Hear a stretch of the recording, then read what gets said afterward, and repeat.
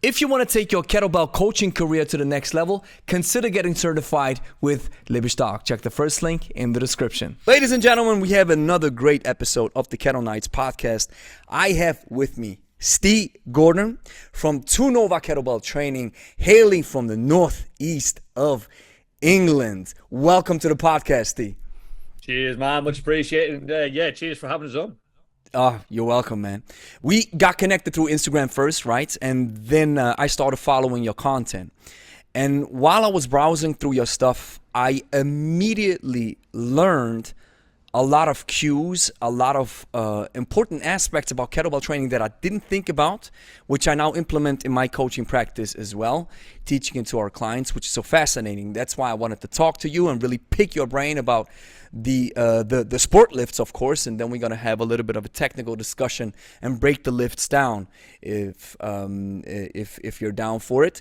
But before we want to get started, please give us your background. How did you get started with kettlebells and all the good stuff?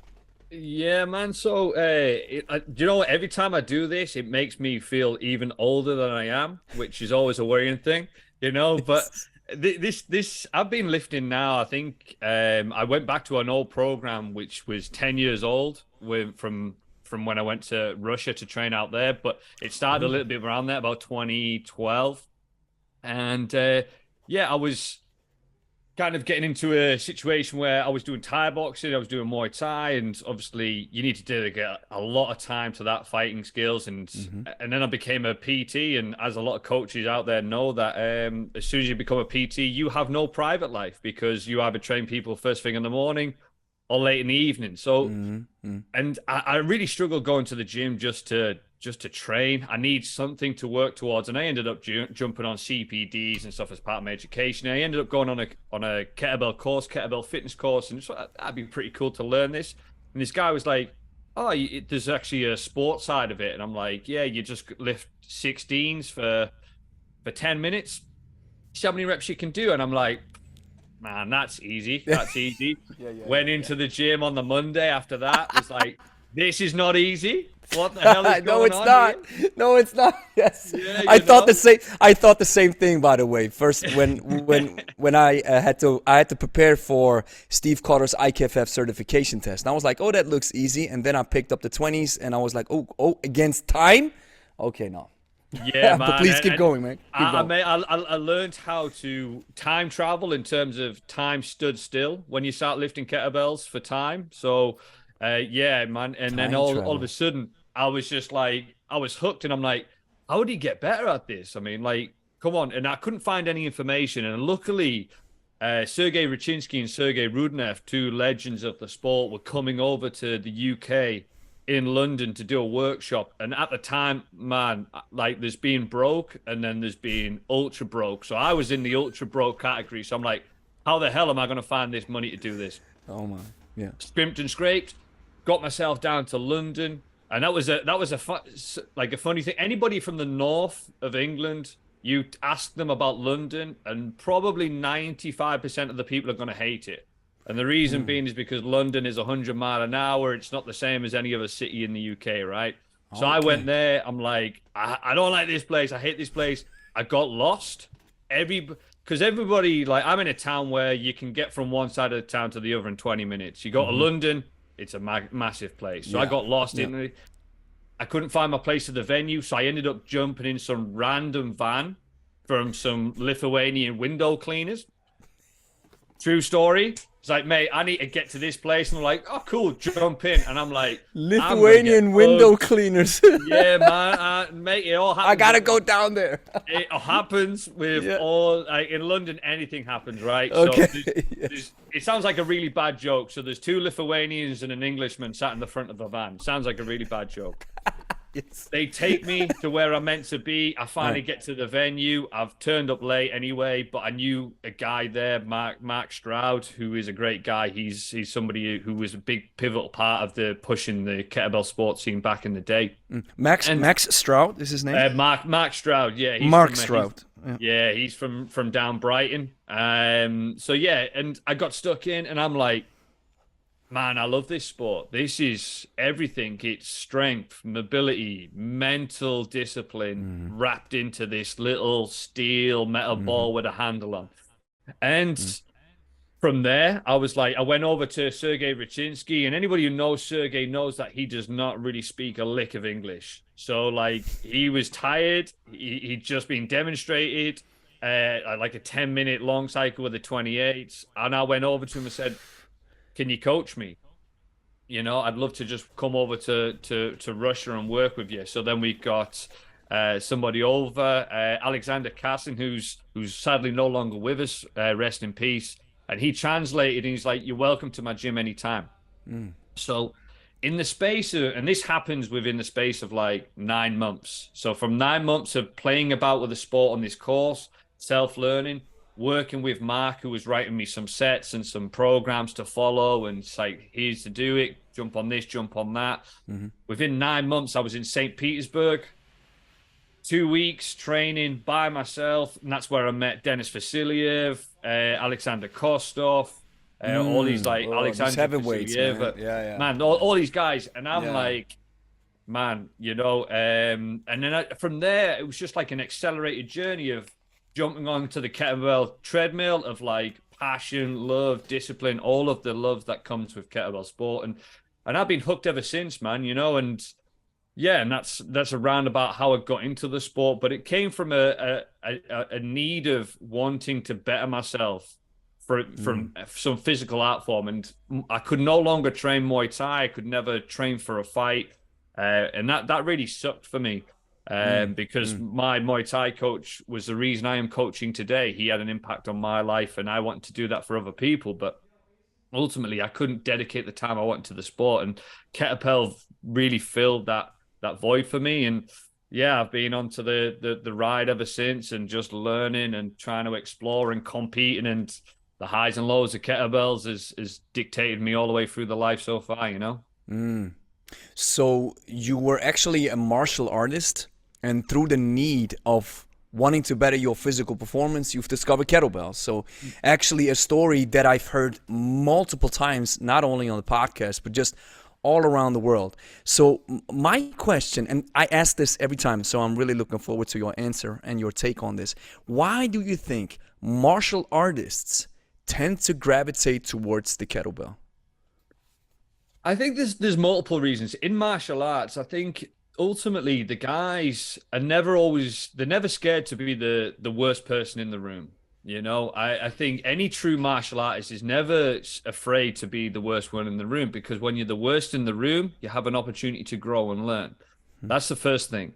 And two, and it's like there's always a way of being better. Now, nothing will get you more motivated to train than knowing that somebody's going to be punching you in the face and trying to kick the living daylights out of you. Nothing will So if you know I can do some form of training that's going to make me more powerful, explosive, etc., and it's very, very simple and straightforward.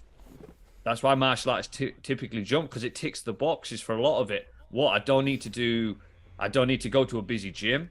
I can do all of my grip training. I can do all of my explosive training. I could do some great metabolic conditioning circuits with it. It's easy, accessible. I'm all in, and it's not going to detract too much away from my martial arts training, right? So I think that's one part of it, the physical side of it, but also the mental side of it is like this iron ball wants to like break my soul, and I'm not going to let it Exactly. win. And I Exactly. think so. There's a psychological part and there's the physical part, in my opinion, and I think that's why a lot of guys like it. That's actually a great explanation that I've never heard before explained like this, which makes a lot of sense. And that's one of the reasons why I think the kettlebell is one of the most versatile tools ever, even in comparison to dumbbells and barbells, which I enjoy as well. But from a standpoint of being able to use one tool that touches all bases of human performance at once in the same session, I think nothing comes close to kettlebells. Yeah, man, and I think it's always interesting because my S&C background and working with athletes and stuff like Mm, that. All of my athletes are always going to say, "Oh, you're just going to be using kettlebells." And sometimes there's a time and a place for everything, right? The Yeah, kettlebell is the tool, and it's a great tool, and it can tick a lot of boxes. But there'll be some times when I'm saying, do you know what? It's not the right tool for this job. So don't worry exactly. about it. Exactly. But I think in terms of when you've got somebody who's a specialist, like in MMA, kickboxing, Thai boxing, BJJ, all of that sort of stuff, their main goal is to supplement their sport. They're not really bothered about getting in the better in the gym as such. They just want to know they can do the sport they love at a higher level. And the fact that their training age in terms of strength and power training is relatively low, that's when they can get a lot of wins with using kettlebell training because again, the versatility and stuff like that. When you get more experienced athletes, that's when you start to struggle a little bit and you start to change things up a little bit as well.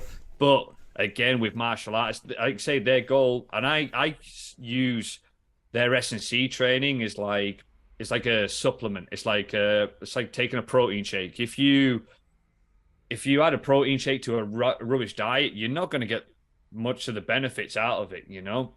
It's just like doing all of these types of training. If it's going to take away from your sport, it's going to be useless. The S&C should supplement the sports training, and I think that's where kettlebell training comes in so well because it supplements it. You can do 2 sessions a week. You're still going to get your rolls in. You're still going to get your sparring rounds in without feeling like you've just been put through the windmill. It's all of these types of things. So, and I think that's where it ticks the boxes for quite a lot of people a lot of the time. Awesome. And I think the same applies for just regular people because this is our client base that we are focusing our training on. We just train with regular people who want to get rid of their back pain, want to get in shape and all that. And most of them fall in love with kettlebells. And what I see, and I agree 100%, it is a great tool, but in certain cases you have to use different tools. And you mentioned especially high level or high performance athletes or elite athletes. If you want to train these guys, you have to use a complex system with different tools in order to elevate their sports performance. This is something that I've learned just recently by reading a lot of books and learning a lot of stuff from Dr. Michael Yesis and Dr. Yuri Verkhoshansky from these heavyweights from this the ex-Soviet sports scientists. And that's one thing, but at the same time, with just regular people, since it ticks so many boxes, is what I tell sometimes, or many times, all the time. I tell this clients, like, listen, it's not the typical get on the treadmill, do your strength machines, and then get back on the treadmill, spend 1 hour, and waste 30 minutes of it. In our case, it's you pick up one tool and it does everything all at once in a very short time frame. So this is where I also see a lot of application, but most definitely, it's not the go-to tool for everything.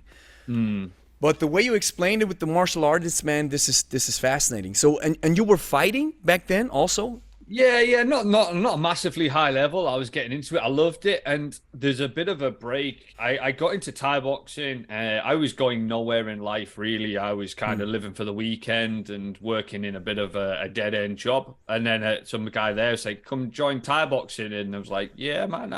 And it's I remember the day like where I used to train, like. It was so cold. It was like a rundown shed. Like literally, guys would warm up in their socks. It was that cold there and stuff. But I walked in, and the smell of the Thai oil, the welcoming that I got off the coach, stays with me forever. I get goosebumps just telling this story, right? The feeling of love and support and everything that comes from a really solid martial arts school. I got that in the space of 5-10 minutes, and I was like, wow, I want to bottle this feeling because this is something I've never really felt before. This was belonging to something, but I was a complete stranger to everybody in the room. It was bizarre. It was really strange. And that comes from the Thai coach.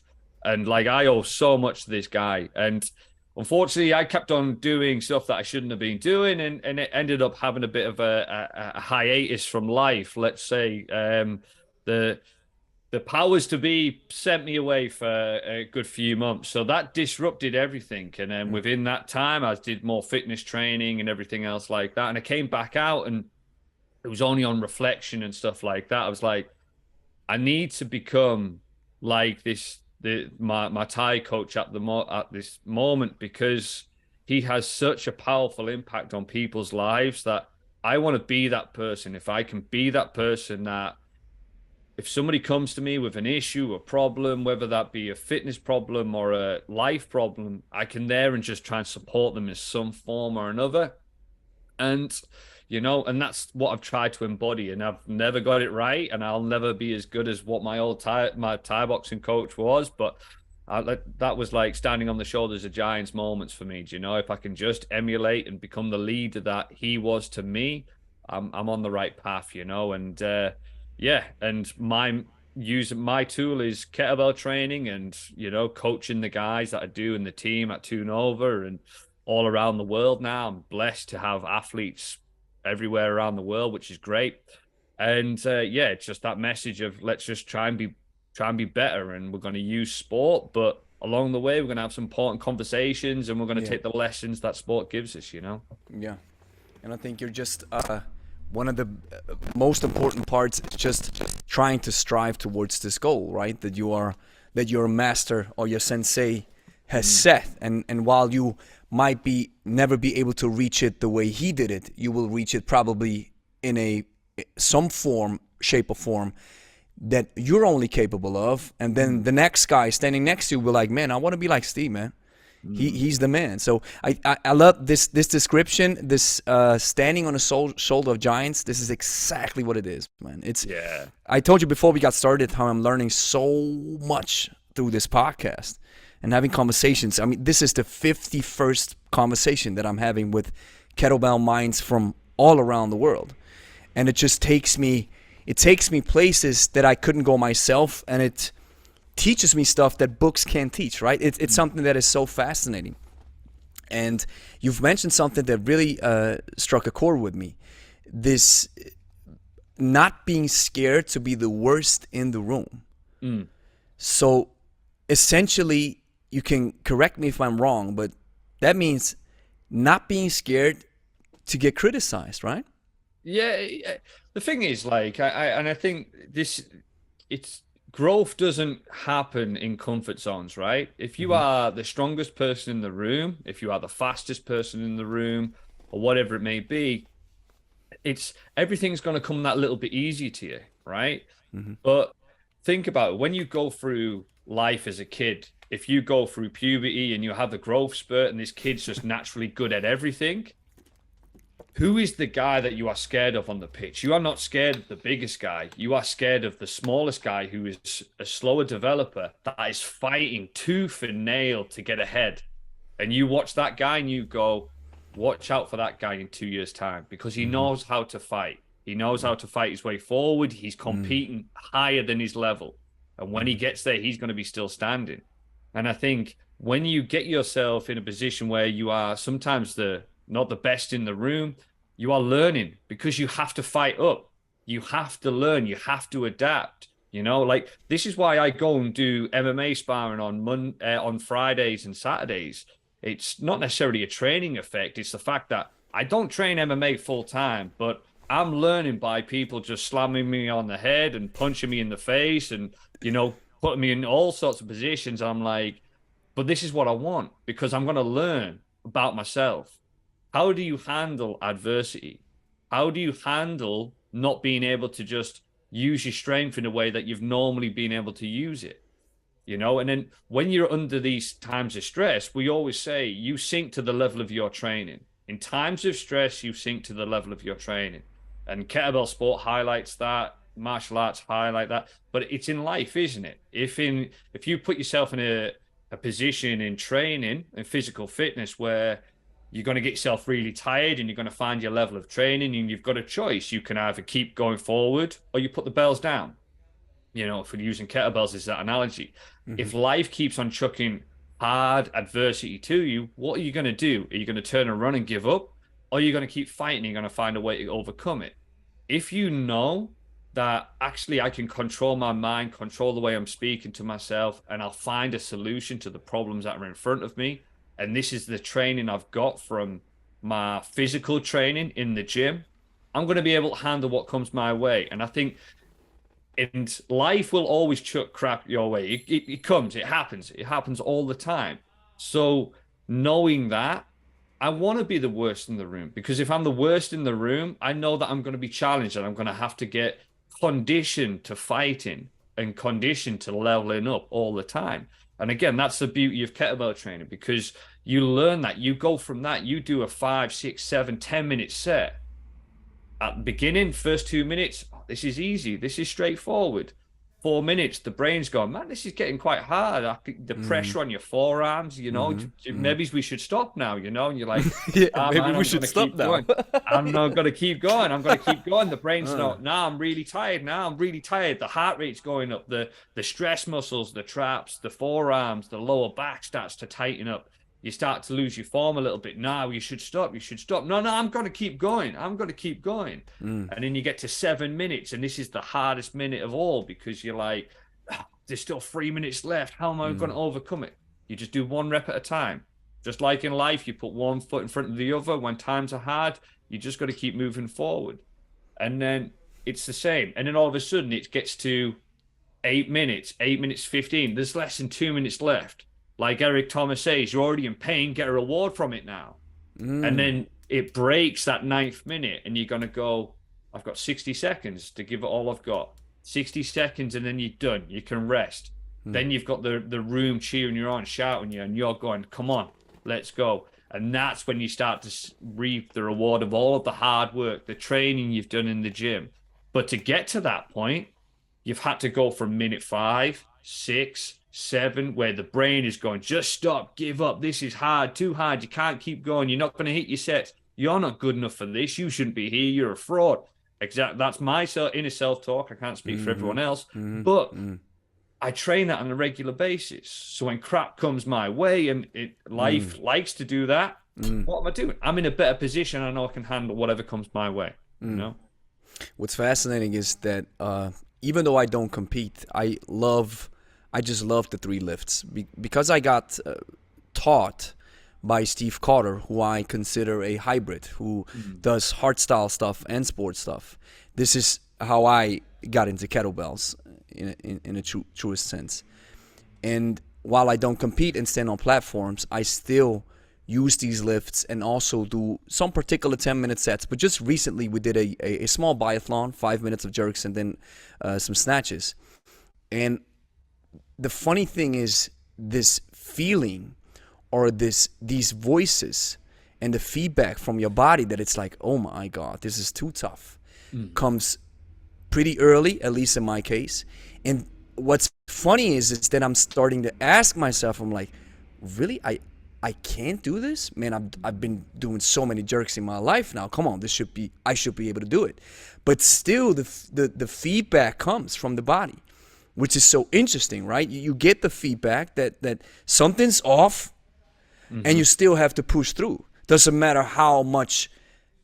Probably doesn't even matter what weight you're choosing, right? I mean, if you're using double 20s and you go up to a higher amounts of time, doesn't matter. It's just that the feedback is still coming, and this is something that really amazed me.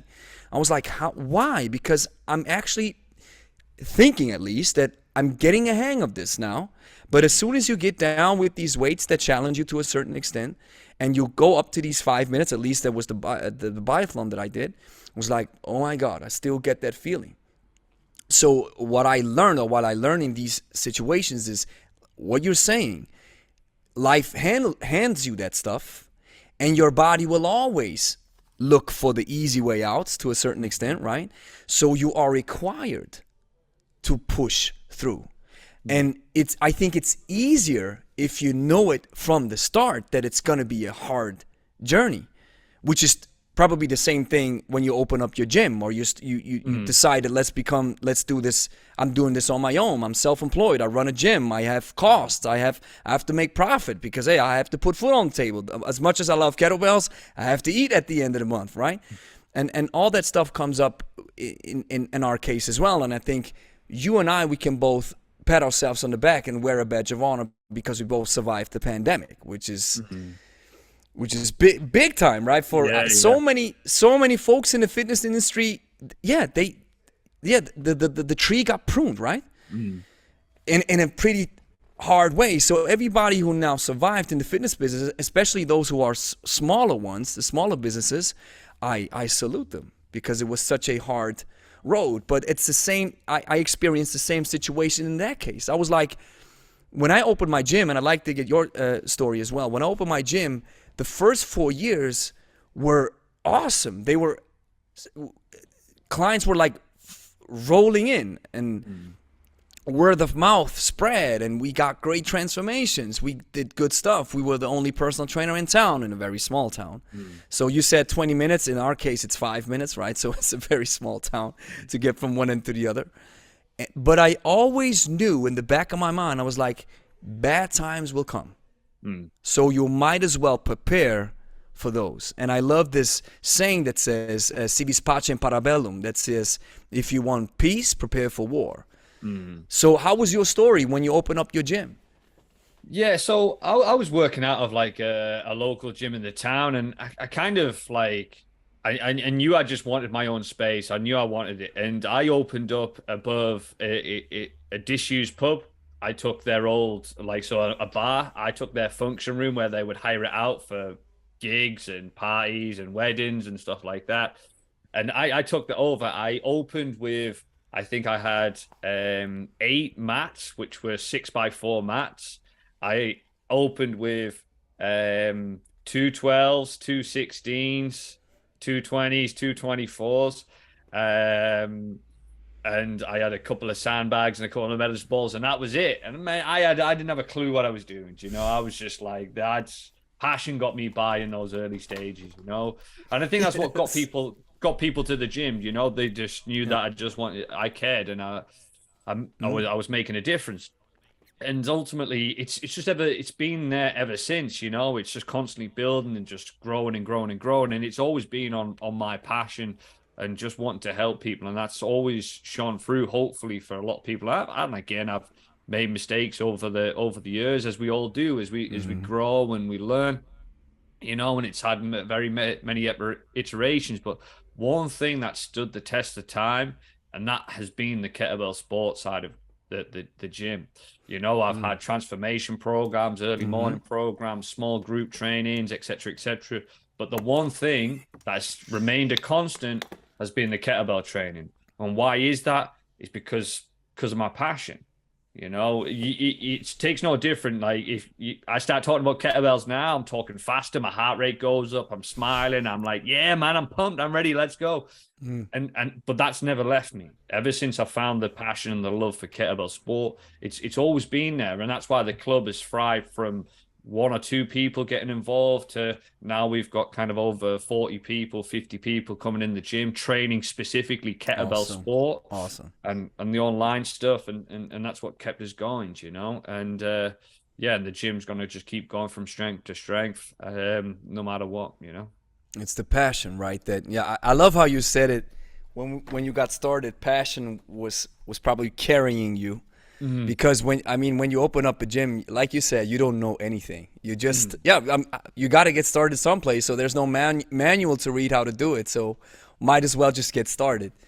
And what I think is so awesome is we have a fairly similar gym. You have your prowler, right? You have your racetrack, the green racetrack. So now it's blue. It's on the right hand side of the right hand side of the gym, and got the club colors going and stuff like that. So yeah, awesome, we're actually going to be expanding the gym, so we're going to be taking out a wall, so it's going to be a bigger space. Awesome. Just so we can get more kettlebell lifters in. It gets a bit too packed at times now, so we're just going to open up the space. And and like I say, the main thing for me in coaching, aside from my one-to-one S&C clients, is the kettlebell team. So making sure that these guys have got everything they need. Believe it or not, anybody who's seen the kettlebell collection we've got, it just keeps on getting bigger and bigger and bigger. Yeah. You know, and it's just a pure kettlebell gym now, you know. Yeah, mine too. I mean, I went so far to produce my own now. I got out of the way to they reached out to me, a Chinese a supplier that reached out to me. I was like, you got kettlebells, you got hollow cores? They're like, yeah, we got them. So I was like, send over some images. So they sent over the images. I was like, that's exactly what I want. So we've ordered 2 batches now, and the third one's coming in. And yeah, it's just I love how you said it. It's now a kettlebell gym. I mean, back when I opened up, I had everything. I had machines in here, not many, because I don't Mm. have a big retail space like the normal gyms do. I have maybe a fraction of it, but I had some machines in there. So when I realized that I'm going to take this kettlebell route, because I'm really drilling even deeper into the niche, right? Because I mean, there's so many gyms out there. So you might as well, as a coach, want to drill down into a niche and become a specialist if you want to survive, right? Mm. So then I threw out all the machines, right? I sold almost everything, and now we still have a bench press, we have a rack, and then we have the central idea is the kettlebells, but we also got a prowler. So I checked out your images on your website. I was like, that looks similar to my gym. So it's awesome. So we have the same idea. Yeah, that's great. So Yeah, man.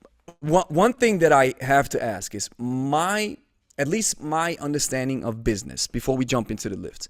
My understanding of business is always that since kettlebell sport is fairly fringe on the global stage, it's not easy to become a kettlebell sport coach only, make money off of this only, because we have so many coaches listening. So that's my understanding, my perspective, but I don't have the insights like you have. So my question would be, if you want to share this, is it possible to run a gym on kettlebell sport athletes only, or do you think, yeah, no, I still have to have this other part of regular clients or regular people coming in?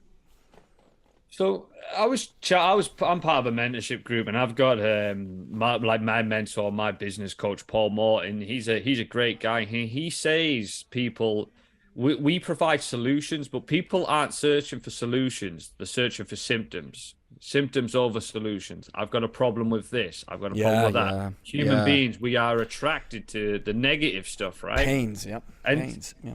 kettlebell sport fixes quite a lot of symptoms of low confidence. I've never been sporty. I don't do well in big spaces and commercial places. I don't know what I'm doing at the gym. And the kettlebell's quite a friendly tool in terms of you look at it, it's not intimidating, it's not complex or anything like that.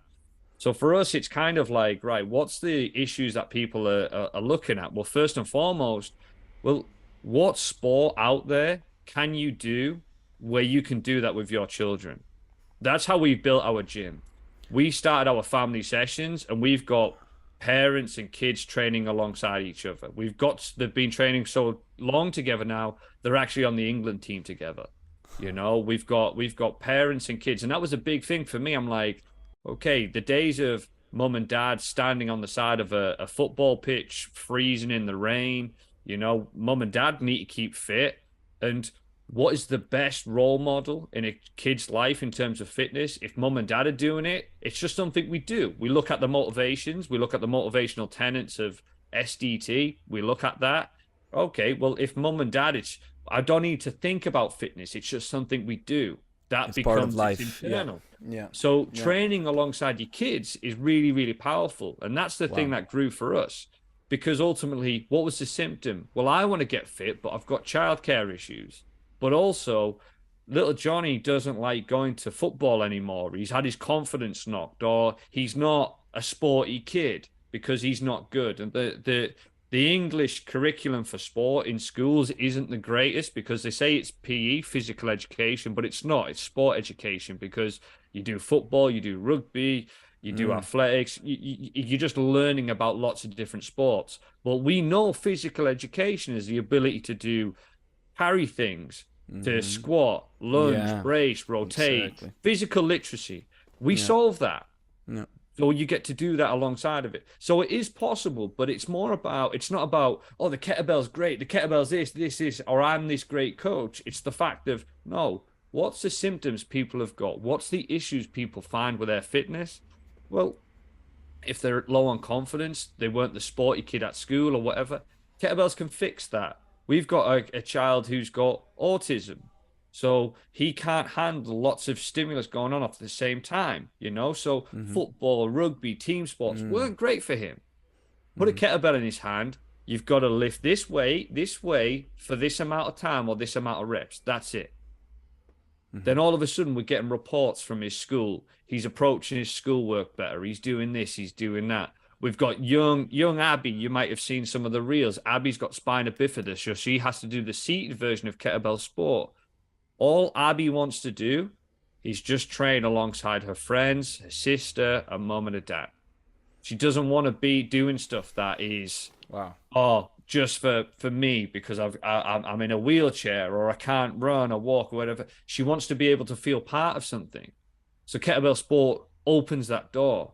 So what's the symptom? Well, I've got a barrier to sport because of a physical disability, or I can't process information, or I'm a little bit uncoordinated.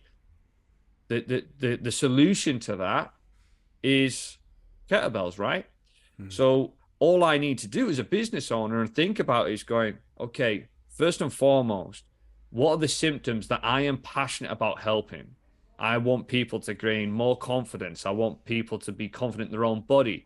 I want people to be able to just get up and move and do stuff regularly. That's what I'm passionate about. Those are the symptoms that I'm trying to fix. What is my solution? My solution is something that I'm knowledgeable about and I truly believe it can have a real positive impact. That's kettlebell sport. That's my vehicle. And then ultimately, it's always about them. It's always about the individual, you know? Yeah. So I get it. So, wow, this is powerful. So you are approaching the business side of things like a business owner has to, right? We have a group that has a pain, and we have to provide a solution to that pain or that symptom, how you described it. But you're wrapping this whole pain situation and the symptoms that people experiencing in a package that says, hey, listen, the kettlebell might be a solution, right? So it's not, so you don't approach, because that's I think I did this wrong, at least. I think many people did this wrong too. We are approaching it from the side of, hey, kettlebells are so awesome. And hey, they're easy to fix this, they're easy to do this, they're easy to blah, blah, blah, blah, blah. And they're better than this, they give you blah, blah, blah, blah, blah, all these benefits. But you actually have to approach it from the pain side of things.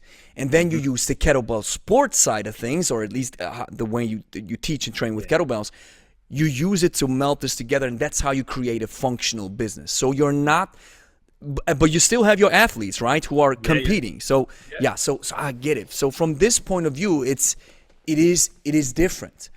So yeah, that's a really interesting take. That's fascinating. Because you got to think, like, anybody will always move away from pain quicker than they will to the win, right?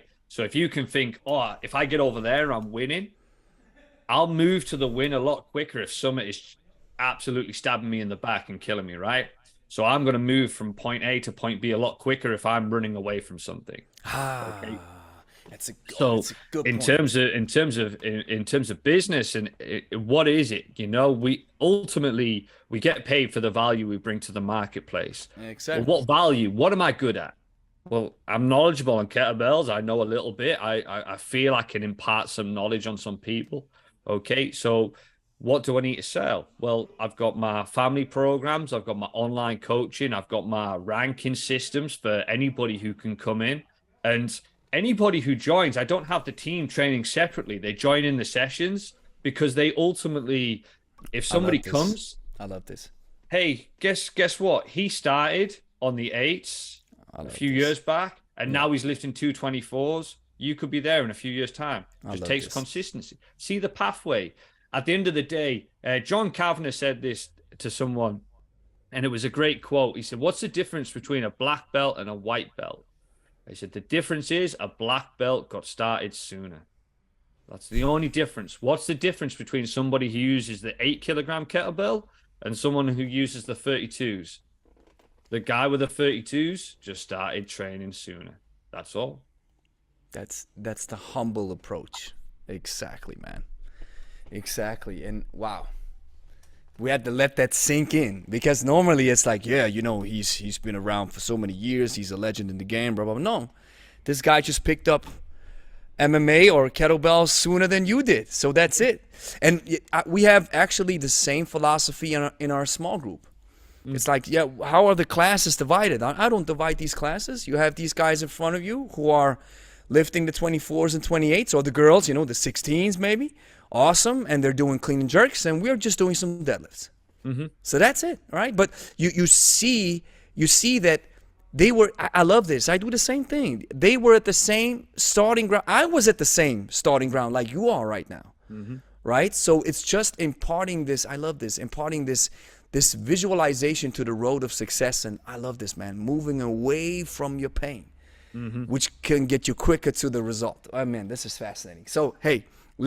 Steve, I love talking to you about this philosophical stuff and business stuff. Go for it. I'll go for it. That's awesome. But now let's get a little bit into the technical side of things. Now, just for your understanding, we have, I mentioned this before, we have a lot of trainers tuning into the podcast, which I'm sometimes a little bit amazed that people reach out from, they do reach out from all over the world, but sometimes not for the YouTube channel, which I understand, it has grown a little bit, so it's making a little bit of noise. But the podcast, which is way smaller, gets people to react from all around the world as well. So just recently, somebody, he said, I'm an American kettlebell lifter living in France. Awesome. And he sent me some stuff, which is awesome. So that's why I want to dig a little bit into the classics, the snatch, the jerk, and the long cycle. So let's just start from the beginning, and not from the beginning. One quote that I'm using as well, because I did it automatically, but the way you described it in the reel on Instagram makes so much sense.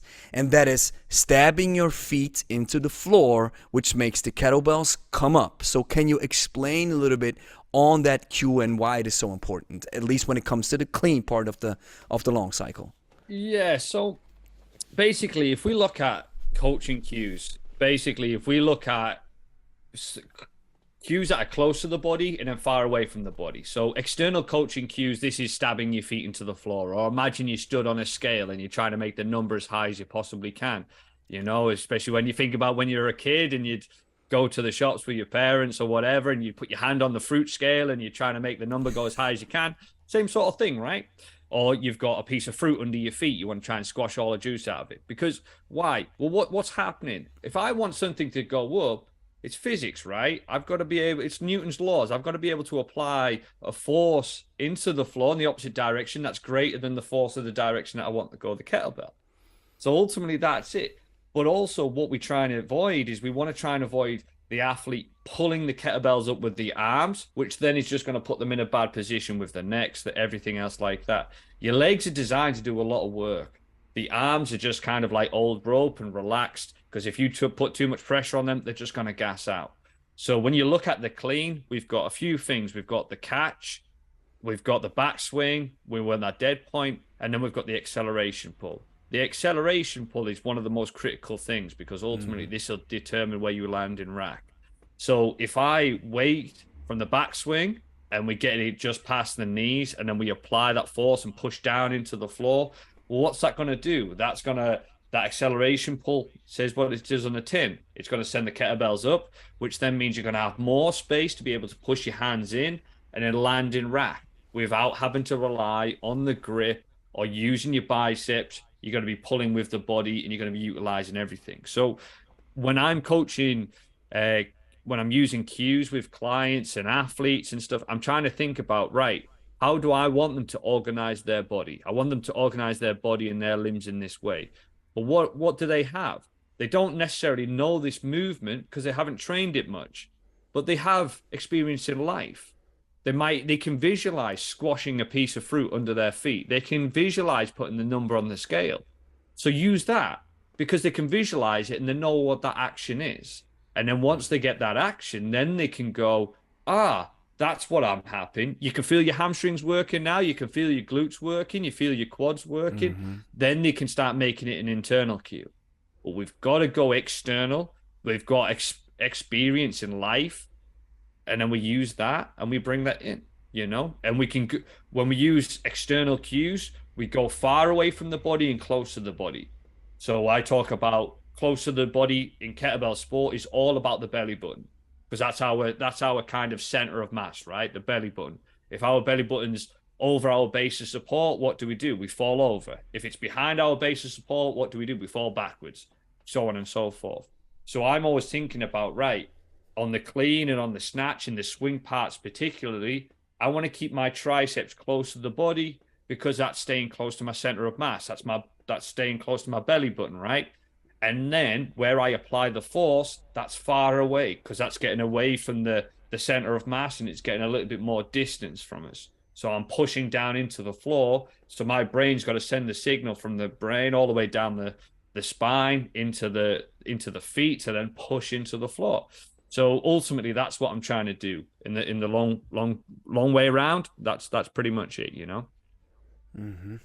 So that's the clean part of the long cycle. Yeah. So let's just finish the long cycle right there. When it comes to the jerk, or not, let's stay a little bit on there because I see some lifters do it differently, and I have learned along the way that depending on your body's anthropometrics, you want to follow what your body kind of gravitates towards. I used to be a believer of this imposed way of teaching, which makes sense at a competition, and I've read this in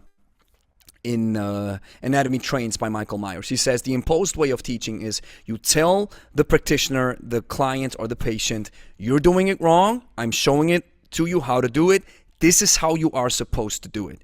When it comes to a competition or a sport where there's rules, I understand you have to follow the imposed way of coaching, or you won't be allowed to participate, or you won't score points. But then there's the exposed way of coaching. And the exposed way says, listen, let's just highlight the flaws you are making. I'm showing you what you have to do differently, and then we'll let your body accumulate towards this idea and see how you move then. Maybe your jerk looks a little bit different than mine. So what I am now asking you, so I tried this a little bit. The wide stance and the closer stance, right? For example, let's just bring up two lifters, and I can bring you. I see you have a fairly wide stance, and then let's bring in Krostov, or what's his name? I think it's Krostov. Yeah, Kostov, yeah. Kostov, right? And Vasiliev, right? Or Vasilev. So they both have a narrow stance, or a narrower stance, at least Vasiliev. That's the one I'm sure of.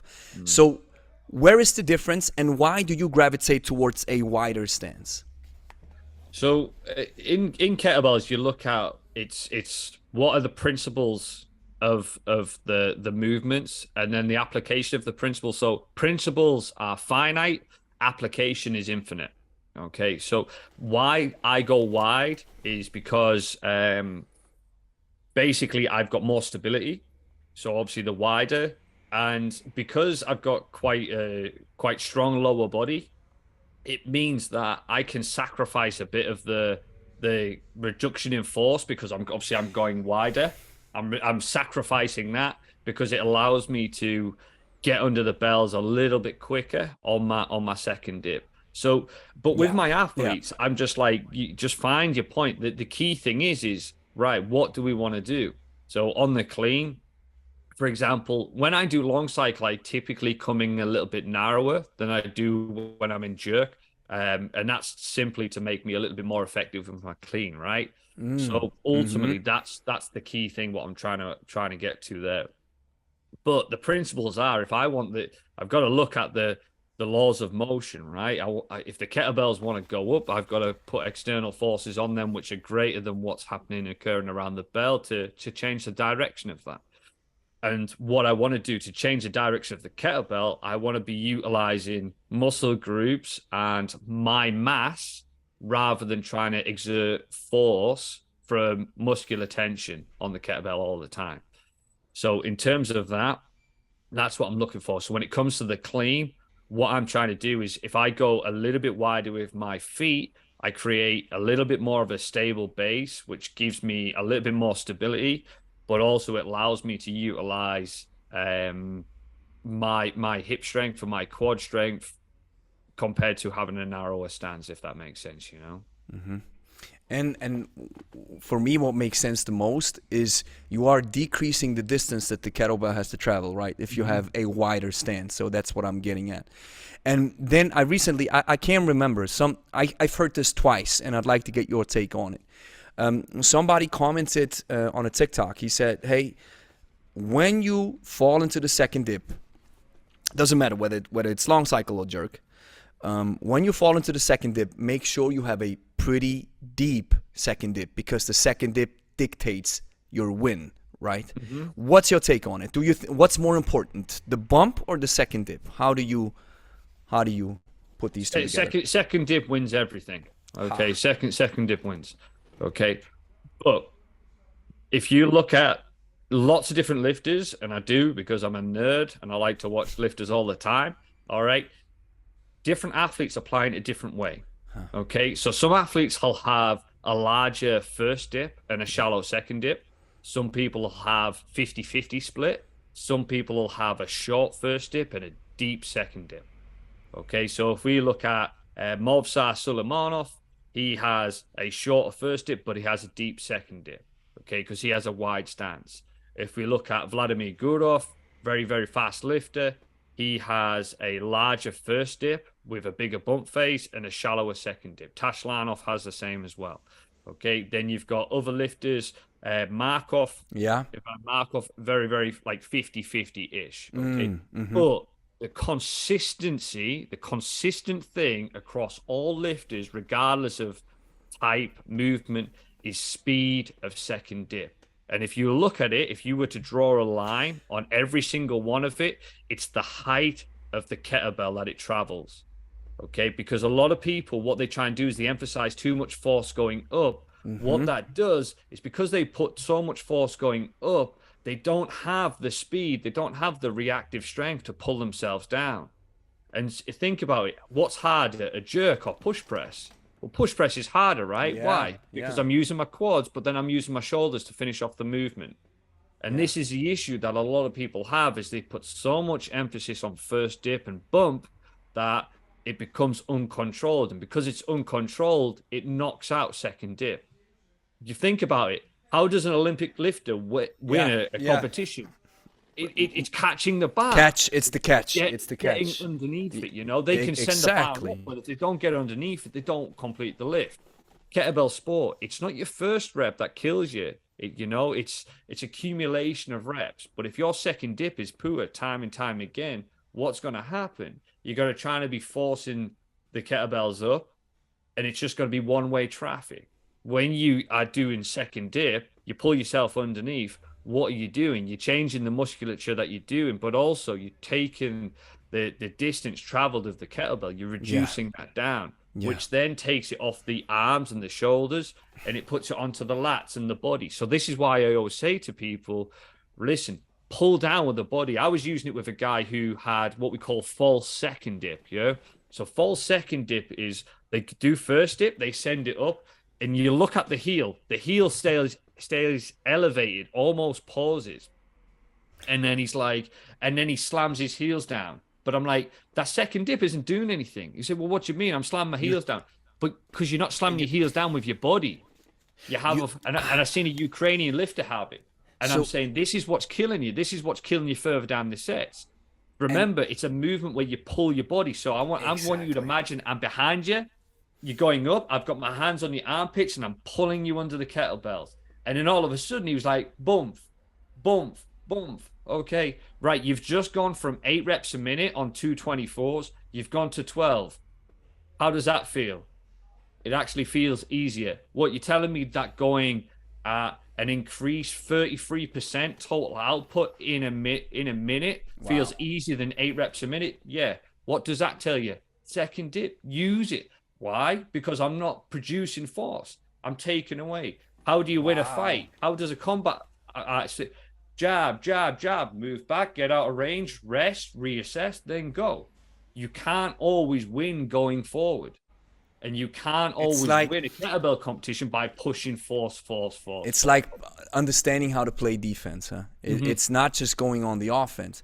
And wow, the story that you described, how I would summarize it is, don't slam your heels down for the sake of it, but use it to become more efficient, right? So that's when it makes so much sense, especially how I learned it, or what I was thinking about. I was thinking about, listen, I have to propel these heavy weights with as much force as possible up because they're so heavy up. And I want to use my strongest muscles in my body. But actually now, then I've realized, I'm like, man, if I use that much force, really shooting them up, and I jump down, they wobble around, and my arms have to catch it because they want to go so high. So my second dip is almost worthless. I can, like you said, I can just do a push press. It's the same.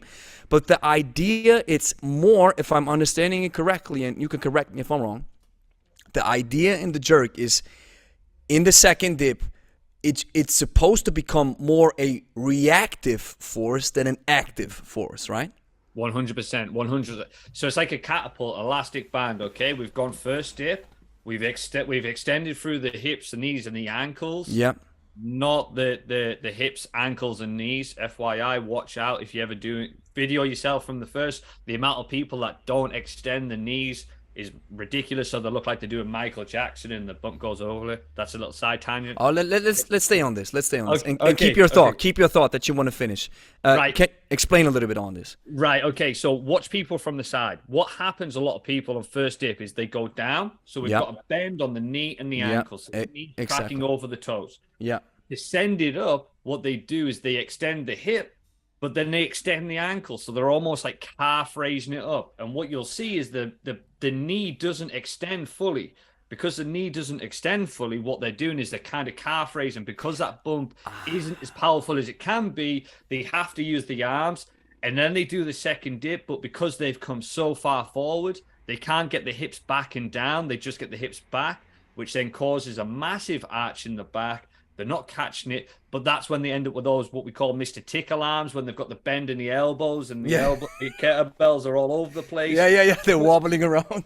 Because they're pushing the rest of the weight, and you know yourself, if you go for 10 minutes and you're just doing press all the time, and this is why Abby's so awesome, because she does seated press for 10 minutes, but if you watch any kettlebell lifter that keeps on going without extending the knees, not using the quads, which is a powerful, powerful muscle. Think about how does in the NBA, look at how somebody does a free throw. Look at some of the sprinters when they're getting off the line and they're accelerating. You know, Fully look locked. at long jumpers. All of these people. Okay, knees fully explosion from the quads. That's what we want to try and do in kettlebell sport. We want to send the kettlebells up, but just enough that gives it enough space to get back and down. So ultimately, if you don't extend the knees, you're trying to use your calves, and again, this is where issues arise, because as the bells get heavier, you're trying to calf raise 220s, 224s, 228s, and you're thinking, oh, I just need to get stronger. Nah, man, you need to use the right muscles to send it up, you know? So from a cueing perspective, how would you remedy this situation? Keep the heels down for as long as possible. Okay, so on first dip, On first dip, yeah. A first dip on bump, keep the heels down for as long as possible. That's the first one. And then also, if somebody's got a massive first dip, put a box in front of the knees. Give them the feedback. Because if their knees touch the box, like how far does your knees have to go over your toes to send? Let's be real. Kettlebell sport, even 232s, is nowhere near what your 1 rep max should be on your squat. Okay, so it's 64 kilograms. I'm not saying it's light, but even still, a lightweight lifter who is lifting 1.5 times body weight, which is what the research says. Look at Dr. Tim Shamel talks about 2 times body weight is when you'll start to see a reduction on return on investment on strength. Okay, if we look at that, if we look at that, right, well, kettlebells are relatively lightweight. So on the force velocity curve, they're down here. So what should we be doing? We should be able to move this load quickly. So if I need to be able to move this load quickly, what am I going to do? We look at a lot of power movements. We look at second pull on the Olympic lifts. We look at sprinting. What happens? It's typically short range of movement over quick speed. Okay, so if we think about first dip and that going down, it's not a massive joint angle, is it? We're not going down 90 degrees like we would on a squat. No, it's We're a going mini around squat, about 120. It's shallow, right? Yeah, shallow.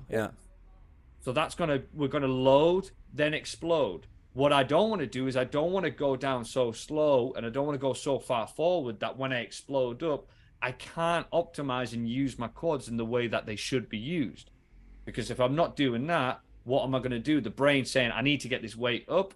Okay, use your arms, because that's how we push and get these weights from my hands above my head. I push with my arms.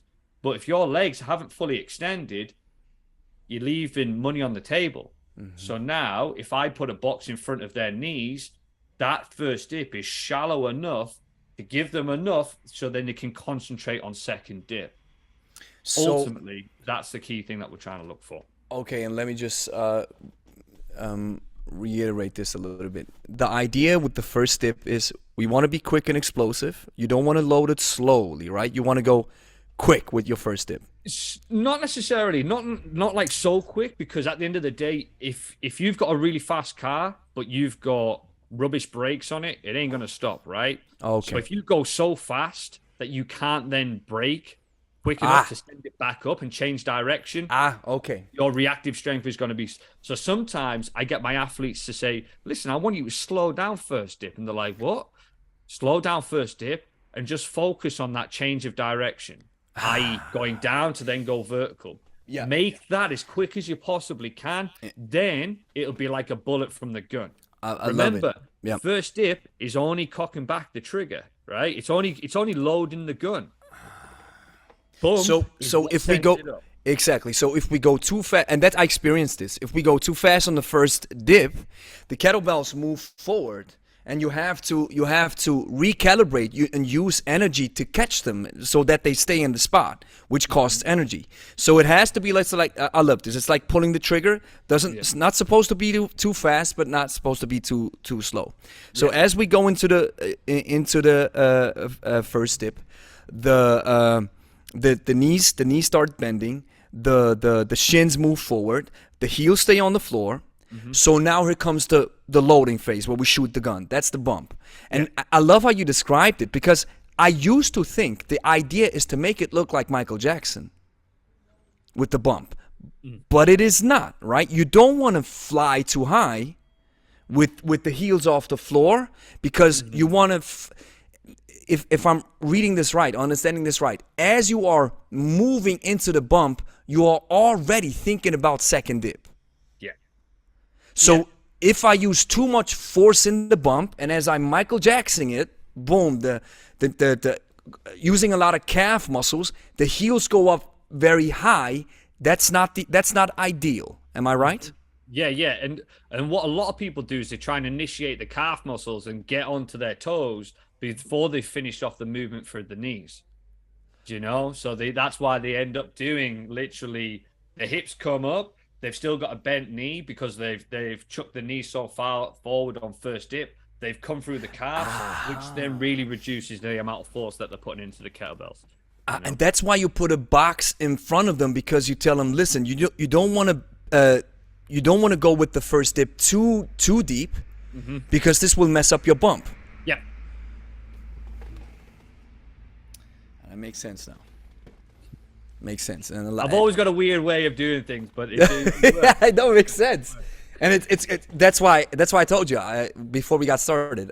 I'm really looking forward to this conversation, because it's a technical discussion that you have to have some form of understanding of these lifts in order to understand what we're talking about. But it makes sense. So you win with the second dip. So my second question would be, why are there then some athletes who don't, like you said, who don't have a fairly shallow second dip, and why are they able to pull it off?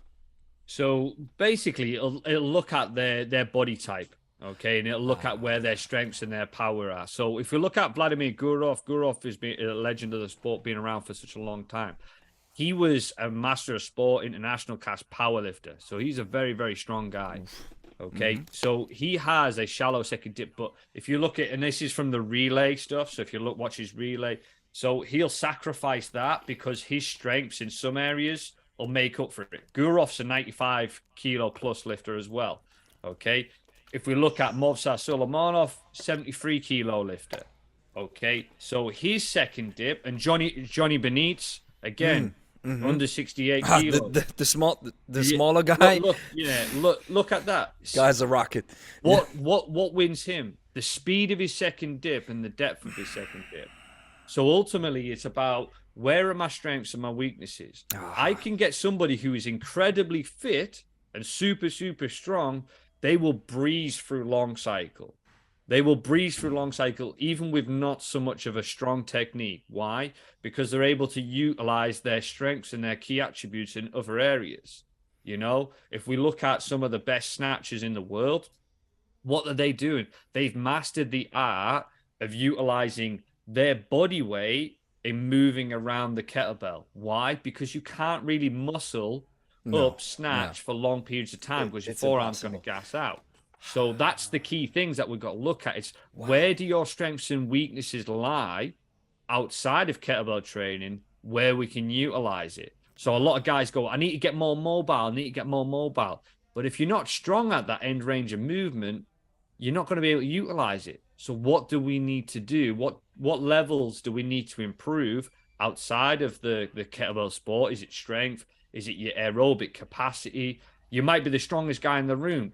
If your heart can't take it, what is it going to do? You're going to get into your threshold too quick. If you're in your threshold too quick, again, your stress muscles are going to tighten up, your forearms, your back, traps, everything else.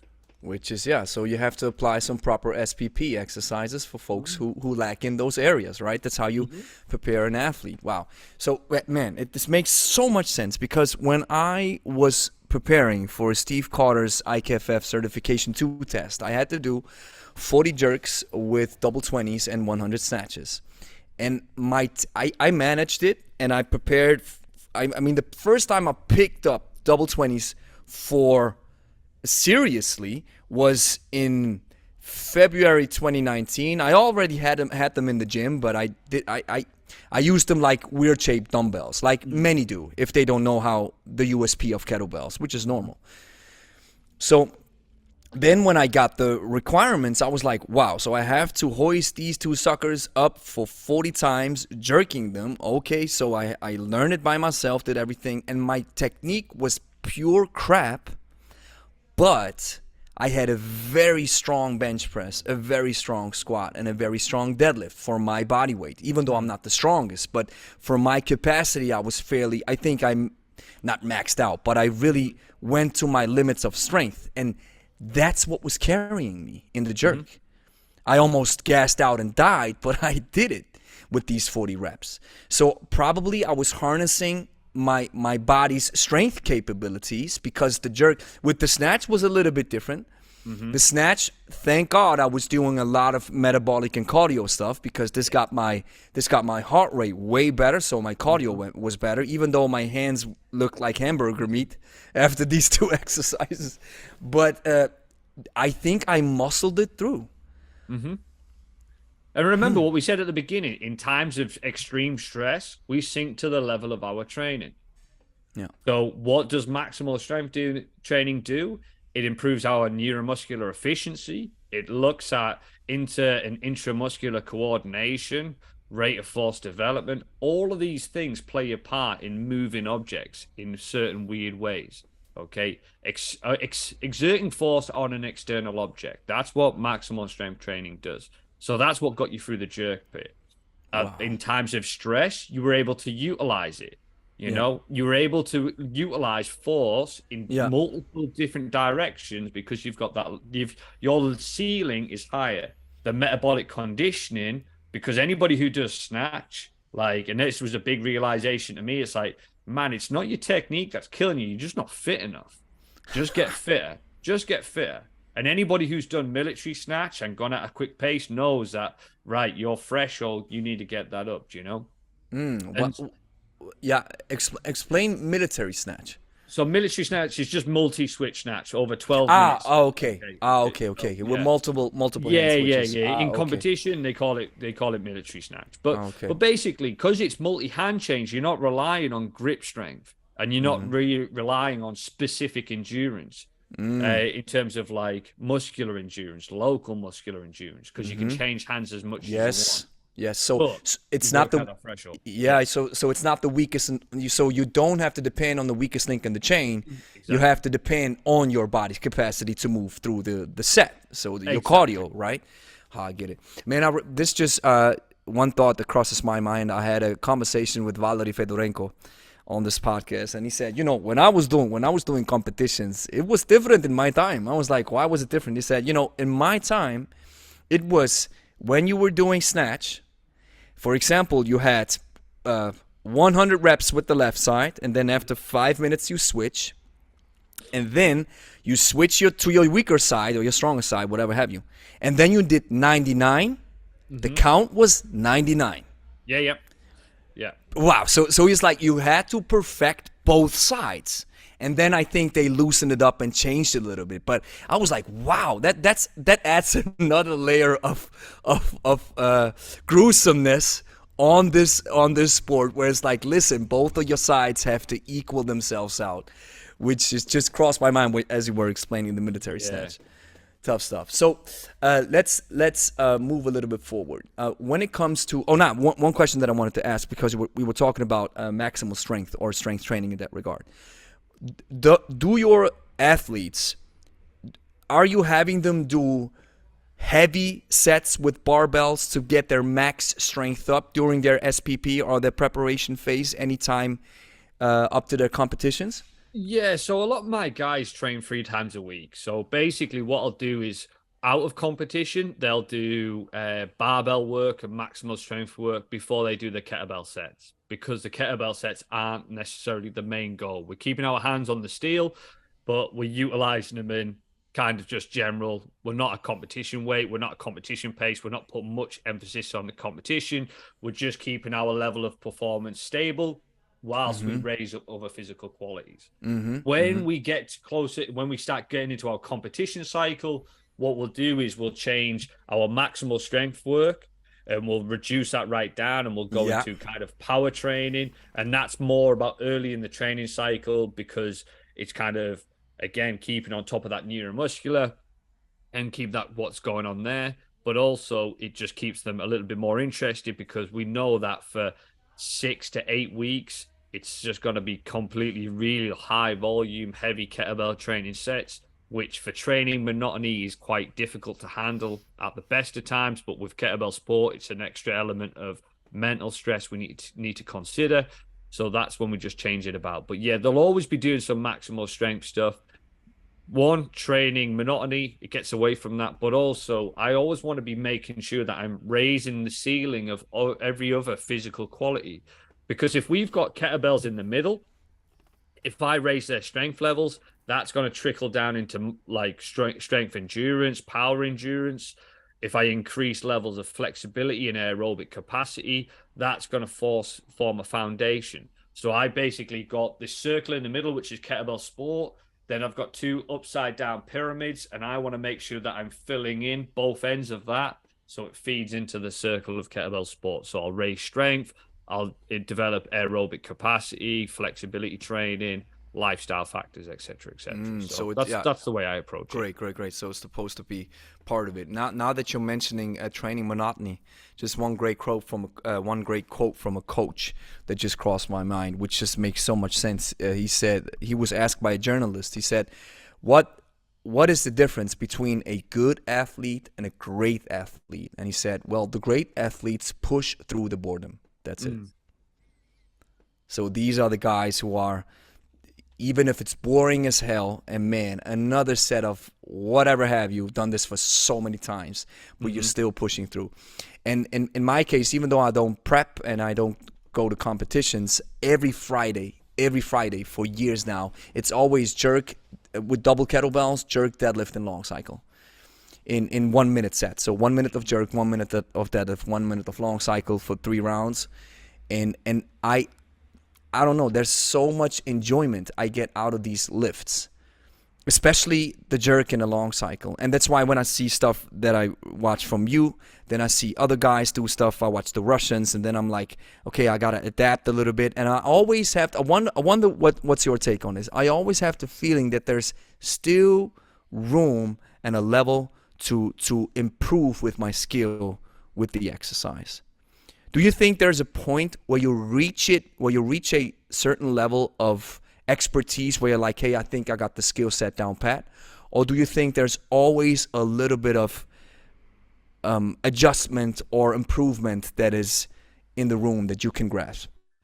So because basically, as you get better in certain other physical qualities, as you mature, as you change, it presents a different challenge. So as I get stronger, I can utilize my strength in a different way. Because I can utilize my strength in a different way, I can change my technique because I'm able to get in a better position and hold better postures, for example, which Hmm. then allows me to increase my work rate. If I go from 6 reps a minute on long cycle with 232s up to 8, then that presents a different challenge because I'm moving at a quicker thing. So what happens as I go faster? Things break down a little bit quicker. Hmm. So Hmm. that's why I'm a big fan, and kettlebell sport is always be doing speed work. And because if you train slow, you become slow. Train fast, you become fast. But also with speed sets, if you just pick up the bells and just say, right, 1 minute max effort, I'm going to do as many reps as possible. Typically find that people take the handbrake off. They don't think about the technique as much, but you get to see what they do very, very well and what they don't do as well. So it speeds up the point where they break down because I see videos all the time, my online athletes, and I see it in the gym. They get to 6 7 minutes and this is happening, they're leaning too far back, they're sinking the hips forward. It happened to Hmm. me the other day. I just was Hmm. tired, so my hips ended up too far forward, etc., Hmm. etc. Hmm. Hmm. If I do that in a minute and go and do speed work and my forearm's gassing out by the end of the minute, I'm like, well, that's my grip. If I'm losing my second dip, then it's like, right, I haven't got the braking forces in my quads. My legs aren't strong enough because I'm shooting too far forward.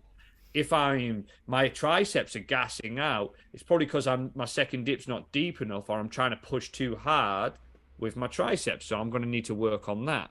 But also, let's look at kettlebell sport as it is. It's a reaction, right? At the end of the day, we look at Kipchoge, who did that sub 2 hour marathon in crazy, absolutely mental. The guy looked like he had springs on his feet. It was complete reactive. You put a video of Kipchoge up, then put a video of Ivan Markov off. His first rep kind of looks like his last rep. There's very little breakdown. That's What's happening there? It's a reaction. Everybody teaches it as a force sport. It's not a force sport, it's a reaction force. It's the ability to change direction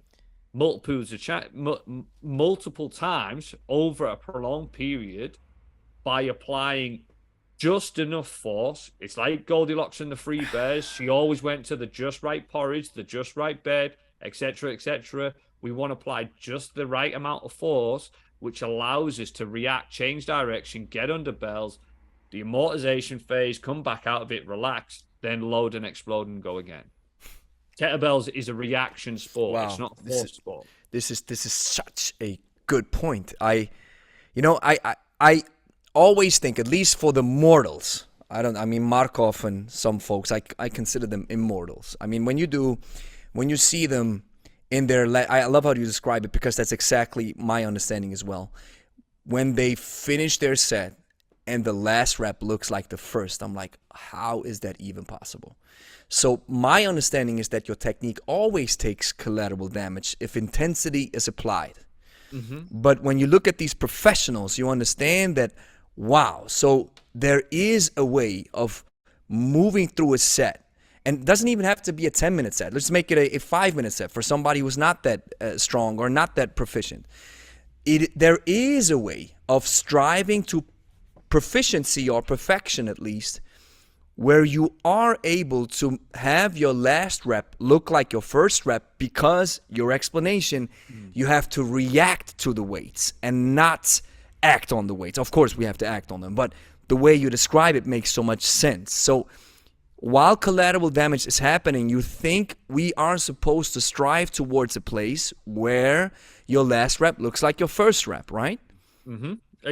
Look at it. Every elite athlete, and if we look at any sport, like I say, we use Kipchoge. We look at Mo Farah when he was striving Yeah. high in the Olympics. Yeah. We look at Usain Bolt when he Yeah. crossed the line. Everything. The first rep is always looking like the last rep, and that's because that movement variability. And I know James talks about this from GS Science. Big shout out, James. Great guy, but he talks about Steph. movement variability. What we want to try and do is we want to try and scale that variability down as much as we possibly can, because if we have too much variability, then basically what we're going to be doing is we're going to be going into this position, that position, which is Yep. not a repeatable pattern.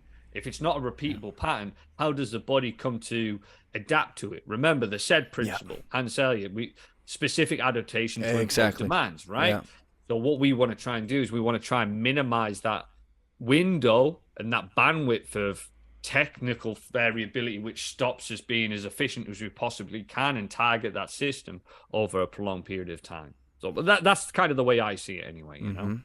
And see, this is where this quote comes in again, where you have the great athletes who push through sets, exercises, days, workouts where they have been doing the same stuff for the thousandth of times, and they're still passionate, or they at least play it somehow, and this is how they perfect the movement. And because when I reading stuff from Dr. Michael Yesses, who's one of the legendary biomechanists out there, who alongside Dr. Yuri Verkhoshansky brought the Soviet sciences into the US, says that in the fringe sports where there is a high degree of genetics required, he says it's only two sides. Either high strength, you mentioned Usain Bolt. If you want to be the fastest sprinter, if you don't have the proper muscle fiber distribution, forget it. No amount of training can take you there. You have to have this genetic component. Mo Farah, the other side, same thing. So you have to have this genetic component, yes. But he says in the middle, it's all about the proper training and the proper preparation.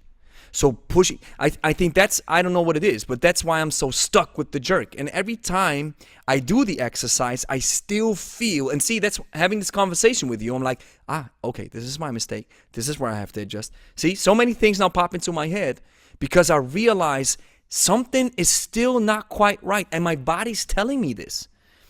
And I video myself so often, I compare it to the other guys. I'm like, see, it's still off. I mean, you've come a long way, but it's still off. And so the only way to improve is listen to professionals like you, get the recommendations, listen to how you see it, apply it, and then put out another thousands of reps into the exercise and then master the movement, right? Yeah, yeah. And I think one thing that I would say to that is, and again, it's always a caveat, right? But I think the biggest thing, the mistakes I made and every bit of coaching success I've ever had, people want to deem it that, is always come from my mistakes, because I just had Russians shouting at me early in my lifting career. I mean, you know, like I look back at the coaching and they coach to a system, and these guys were great guys, but in terms of coaching language, it just was just shouting at me, right? Yeah, I've heard that. Yeah, I've heard that too. But for me, like, and these guys were great, but it just sometimes it didn't resonate because I just felt rubbish about myself. And ultimately, everything that I see is always from the mistakes I made. But is just find the one big thing that's going to have the biggest impact and just drill that. When I speak to my like athletes and stuff like that, they're going, oh, I need to do this, I need to do that, I need to do this, which one thing are you going to focus on for the next week to 10 days? I'll focus on, so I'm working with somebody who's in preparation for world championships. It's the snatch 24 kg that he's specifically working on. Like, all I want you to focus on is keeping the lats tight, and I want you to imagine you open the fridge door, you pull the body back, keep the lats tight. I don't want you to focus. Well, what about the catch? What about that? No, just focus on keeping the lats tight. He's like, yeah, but what? Focus on keeping the lats tight, because if you keep the lats tight, that's going to change the trajectory of the belt. It's going to take the pressure off the shoulder overhead. It's going to help you with your acceleration pull. It ticks more boxes than one of these each components. Focus on one thing and just think about it. Like, the way the human brain takes on information, we can't take on lots of information at the same time. So focus on one thing. And that's what I say to my guys: what are you going to work on today? That's it. And when we're in competition practice, some people will come and they'll look at me train and they go, Steve's not doing much. And I just got the athlete, what are you working on today? Oh, second dip. What a part of second dip. Oh, catching with the lats. Cool. I'll go to the next person. What we're working on today. I'm just going to relax my grip because I feel like I'm over gripping. Okay, great. And Focus on this. Focus Yeah, on. focus So on for one. me, coaching, I don't need to then go first dip, do this, Yeah. do that, do this, do that. Yes. Come on, lats tight, lats Yeah. tight. Pull under the Yeah. bells, pull Yeah. under the bells. Remember, straight arm, straight arm. When the elbows bend, the power ends. Focus on this. Focus I on love this. this. That's Yeah. all. That's all. That's all. It's repetition, repetition. Go for the big Yeah. rocks. And the biggest mistake I made is in the beginning, I would kick the crap out of my technique. You need to do this, you need to do this, you need to do this, you need to do Yeah. this. And then all I would do, I'd be swimming in circles going, Yeah. oh, well, Yeah. that was off, that was off. And I was like, but what are you doing? The brain's going, I don't know what to do now. Yeah. Yeah. You know? And- And I'm yeah. like, yeah, I- why? This doesn't even work. It's like, Exactly. Yeah, it's like when you tell your child first thing in the morning, I tell my daughter, oh, you got to do this, and then you got to do this and do this. And she does nothing she does nothing. And I'm like, oh, she's so lazy. And you're like, hang on. She doesn't listen. Yeah. No, every time you Exactly. point the finger, there's three pointing back at you. It's the fact that you give poor instructions. That's a And good it's the one. fact that she didn't understand any of it, so she did nothing. So it's on you, you know. So ultimately, it's the same thing with coaching and training. Focus on one thing, nail that. What's going to give you the biggest return on investment? If I said to you, go and invest your stocks and shares on here, it's going to give you a massive return of 50%. And you're going to go, yeah, but I'm going to put my stocks and shares in here because this is going to give me a return of 1%, 2%, 3%. I'd be like, yeah, but just put your money on there, get the 50%, then diversify it, right? You know? That's good, man. So many good points. It's, and I think one, just had a conversation, I think it was last week or 2 weeks ago with a coach from Long Beach, California. And he said, you know what we sometimes do wrong is we throw the book at our clients. So I did this too. I was like, okay, we got to focus on breathing. Now focus on the pull. Now focus on this. Focus on that. Focus on that. And I remember one client, he was like, man, you're telling me to focus on so many things. I don't know what to focus on now. Yeah. And that was one of the points when I realized, I was like, oh, I think I got to shut my mouth a little bit. Or just focus on one thing. And happens with the same with us. So your experience, same here. I was like, this doesn't work. This doesn't work. This doesn't work. This doesn't work.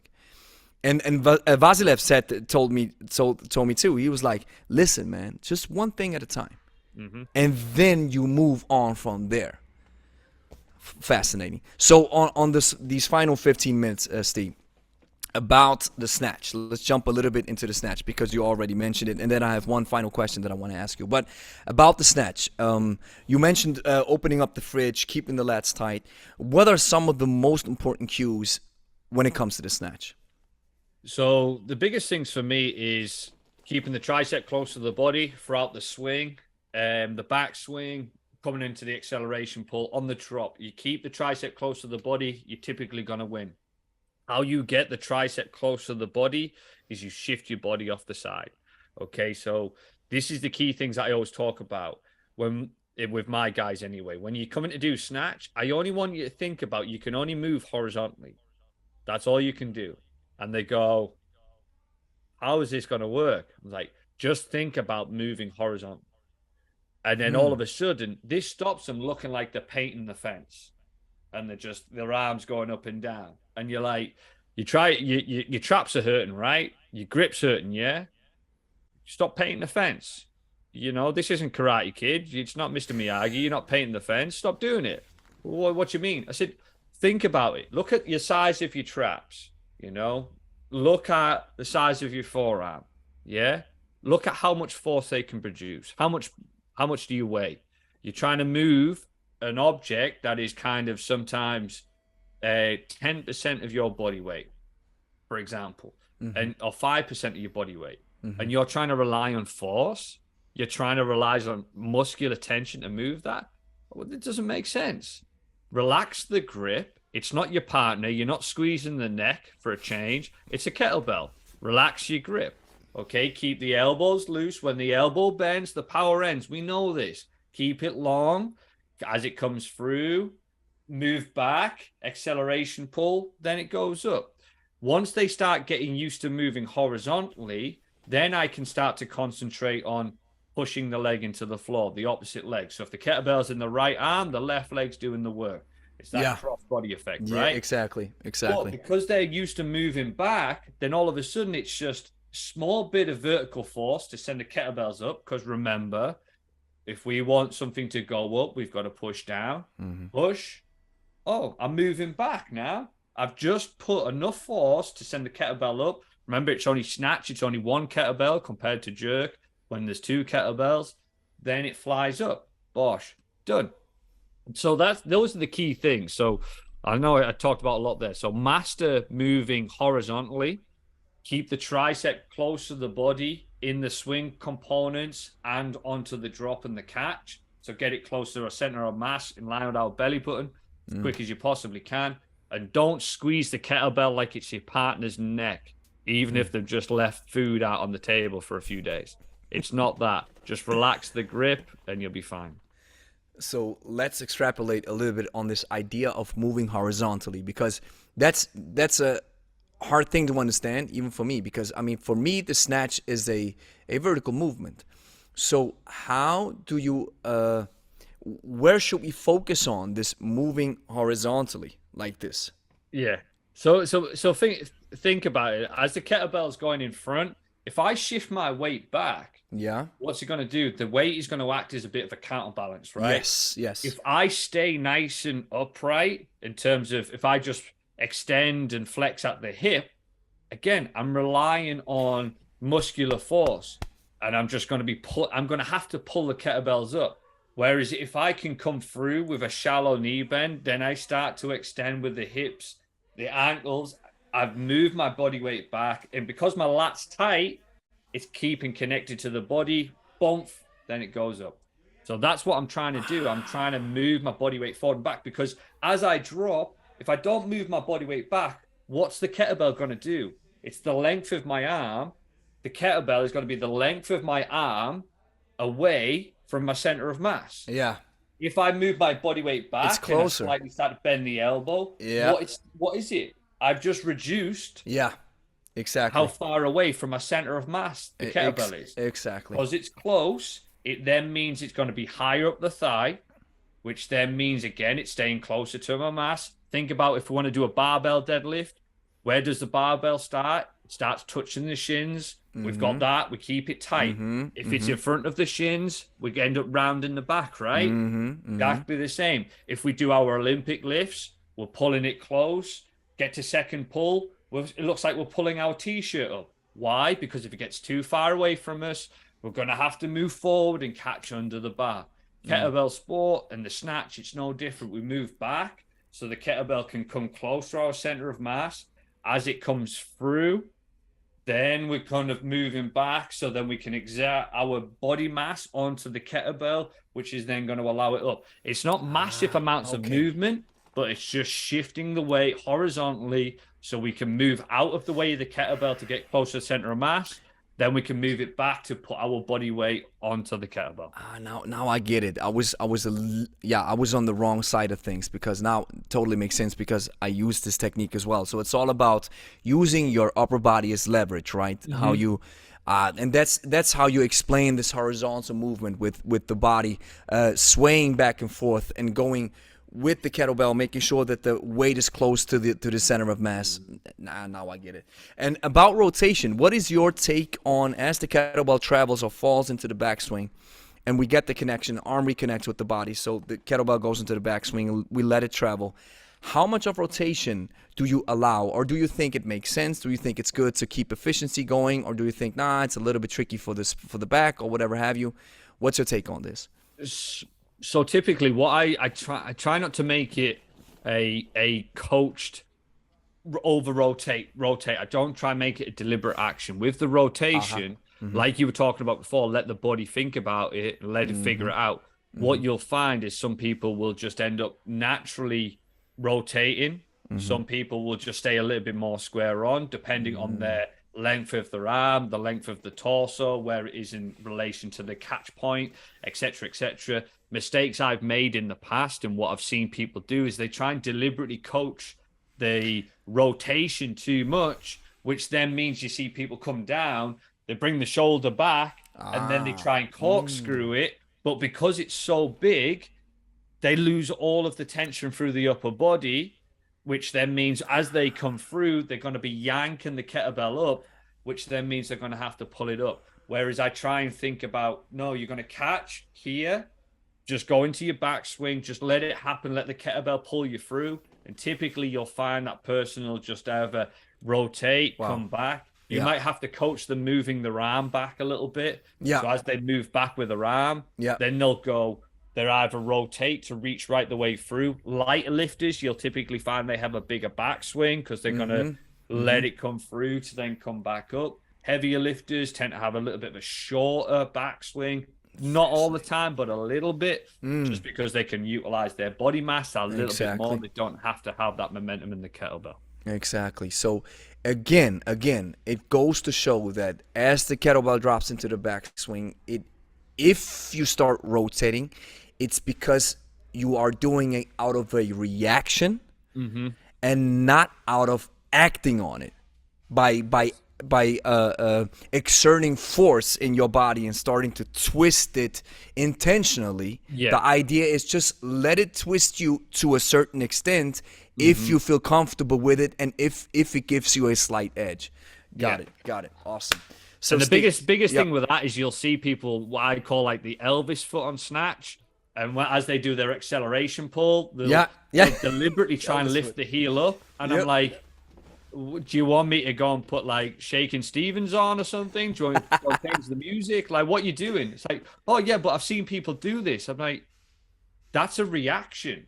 That's a reaction to the fact that they've used their opposite leg to push so much force on that's caused that rotation, which is then pulled the opposite leg up. They're not deliberately going, I'm all shook up, and then lifting the heel up. They're not doing that because you're not using your body weight on the kettlebell.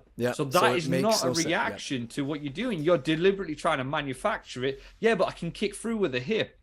Tell me how that's going to go for you. If you're trying to kick the kettlebell up with your hip and you're not going to use your upper body and you're not going to move the body weight back, you're leaving reps on the table, man. You know, that's just my opinion. That's the way I see it anyway. But again, you are explaining it so well out of the understanding of this being a reaction, because many people ask this when they see us move in the workouts and stuff. They always say like, hey, listen, you lift your heels off the floor, and then I'm like, yeah, it's called a foot kick technique. I heard it from I forgot his name, just escapes me. He explains it as the foot kick technique, where you want to keep the arm connected to the hips a little bit longer, which makes sense. But at the end of the day, it happens out of a reaction. It's not, I love how you say it, it's not deliberately, I don't manufacture it. I just let it move me. So now this gives me a way better explanation by telling folks, yes, this is a technique that you can use. However, it's supposed to be more a reactive type of technique out of the basics that you are doing right. So if you mess up one, like you said it, if you mess up the big rocks, this kicking off your heels won't do you any good. So you have to understand the pendulum, you have to understand the leaning back and using your body as leverage, and then lifting of the heels off the floor becomes this reaction and this technique that you can use. Man, makes so much sense, man. See, I told you, I'm getting a lot out of this. This is so fascinating. No problem, awesome. Steve, my final question to you, since we talked about kettlebell sport and stuff, and I don't have to tell you this. You probably get these comments as well, and like you said, I love this. I always think about this as well, not in that sense, but now I apply it to my life as well, thinking, hey man, I'm the worst in the room, so keep criticizing me. Maybe there's some stuff that I can learn from, and maybe not. And that's how I treat our YouTube channel and all our social channels. We get a lot of feedback from a lot of people. And I can say with certainty now, since we have built a certain community, 90% of the feedback is always these are true questions, honest questions from people who don't understand, and then you can explain it to them. And sometimes it's just people are just mad at stuff. That's just normal. That's the part of being on social, right? So my question would be, this blends into this question: how do you see it from the kettlebell sport perspective, the hardstyle perspective? Because I'm a little bit of a hybrid. I jump between both sides. I think it's awesome, especially for GPP, just general fitness. That's how I see it. But sometimes people are exposed to only one side, and then they criticize the other the heck out of it. They're like, oh, you're not keeping your feet planted on the floor, and all these cues that they learn from hardstyle guys. Or then you hear the sport guys teaching a Turkish get-up, which looks a little bit questionable. So what is your take on hardstyle and these two worlds? How we can combine them? Do you even use some hardstyle techniques? Your just basic opinion on this. It's like anything, you know. Kettlebells are a tool. How you utilize that tool. If I played football, so for my American listeners, what you call soccer. But if I play football and I'm kicking it around, you know, but yet somebody wants to pick it up and starts putting it through a basketball hoop, you know, who's right and who's wrong? It's just whatever game you want to play at that time. Ultimately, there's variants of techniques. There's different ways that you can apply techniques to any sort of tool. Again, that's up to you. It's whatever you want to do. What I would say is kettlebell sport is a specific type of training that is all about improving muscular efficiency and trying to look at how we can go for sustained periods of time, up to 3 minutes, up to some of the marathon guys that are going on for longer. But how do we get to that point?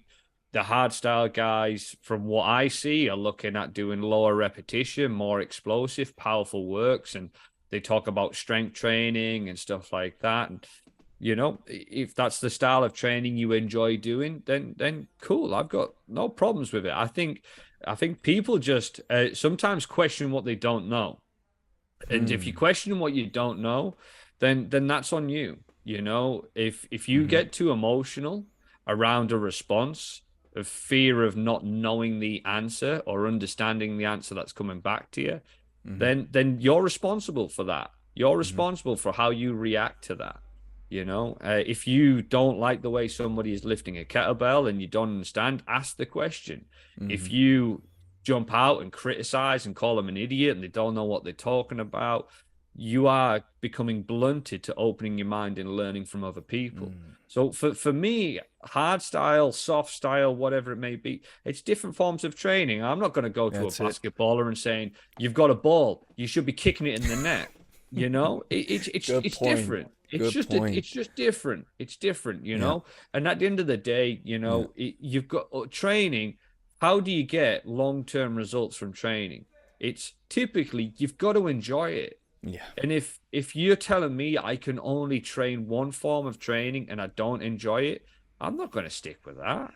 I'm not going to stay consistent. So at the end of the day, if you've been taught a school of thought, ask questions. Well, why do you do it like that? I was taught this way. Ah, that's interesting. Well, actually, my goal is to do kind of heavy swings and do up to 5 reps or up to 10 reps. And that's my thing. And I enjoy doing that. Cool, man. You know, everybody says, like, oh, yeah, Zumba training for women and stuff like that, who are 40-year-olds, 50-year-old. They want to dance with their friends. Ah, it's a rubbish form of training. No, it's not. This woman's able to spend time with her friends. She's getting together. She's got a social life. She's no longer eating biscuits and cake, watching rubbish TV on an evening. She's having fun. She's moving. That's a great form of training for her. This guy over the road who's doing CrossFit likes to do the variability. He's moving. He's doing stuff he enjoys. He's going to get long-term results. It doesn't 100%. Matter. I think we spend so much time trying to make everybody think the same way that we do. We end up just stunting our own growth off the back of it, which... It's not the healthiest way. At the end of the day, there's certain forms of kettlebell sport that I don't enjoy. I don't enjoy marathon. I don't enjoy single bell lifting except for snatch, you know. But I'm not going to go to marathon lifters and go, you shouldn't do this, you shouldn't do that. Yeah, we'll have a little bit of a joke every now and again and going, cool. You did like one arm jerk with a 40 for 5 reps. Here's a video of me doing 15 reps with 2 40s. Enjoy. But have fun like that. But I'll never do it at the point of attacking someone and at the detriment. I don't know if that answers your question, but that's just how I feel. No, it's exactly how I would expect a knowledgeable coach who cares about his community to answer the question. Exactly. Because I see it in a similar way. The only thing that I would add is I consider the kettlebell as a strength endurance tool. And while you can get up to very heavy kettlebells, I have a 64 in the gym, which I love swinging and love doing some one-arm cleans. But as soon as, that's just my understanding, as soon as we move up to very intense and max strength work, I just think the barbell is a better tool. Yeah. So in that regard, I just say it's a similar answer where I'm thinking, listen, we have different tools, we can use it differently. However, as soon as we talk about maximizing certain aspects of human performance, I think certain tools just work better than others. So that's it. So Steve, man, wow, what a powerful podcast. I really enjoyed this conversation, being technical, nerding it out on kettlebell stuff. So first of all, thank you so much for joining and for being on a podcast once again. No worries, mate. Thanks for having me, mate. And yeah, keep up the good work. I've been following some of your stuff that you've been doing for a while, and thank you so much. It's really cool, man. You know, it's just keep up the good work. You're spreading the good name about what kettlebells can and can't do, and you're being open-minded to the very different types of training and keep educating people, and it's good to see. So keep up the good work, man. Oh, I appreciate it, brother. Awesome. If you want to take your kettlebell coaching career to the next level, consider getting certified with Liberstock. Check the first link in the description.